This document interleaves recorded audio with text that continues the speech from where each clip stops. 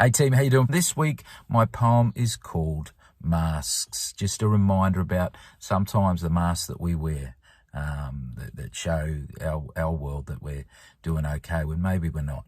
So it's called Masks. For many years, I wore a mask for a professional footy team, trying hard to entertain the crowd, an awesome gig. I was living the dream. But there were days I tried to bring some joy, even though underneath that mask, I wasn't travelling all that well, and suiting up was really a task. This week I was reminded of the masks that we all wear, when a bloke describing invitations spoke of anger masking fear. For me, this was a reminder of my truth before my fall, where I hid behind the entertainer, hoping hard that I'd fooled them all. When life was tough, I'd crack a joke or distract with a daggy old song. It was a simple game of misdirect, creating the illusion that nothing was wrong. I thought that I had been pretty successful in hoodwinking those close who cared, but the ever-entertaining mascot behind the mask was shedding some tears.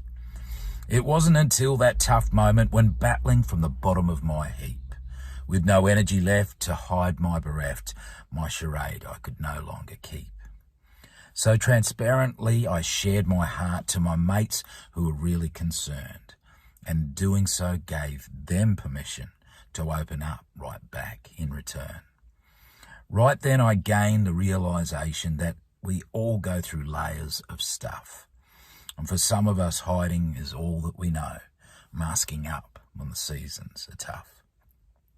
The freedom that comes from transparency, for me, is a liberating force. My recalibrated fair dinkum each day helps me stay to the course. I find my life is at its finest when being open and honest with mates, that the concept of stronger together is my refuge when things aren't that great.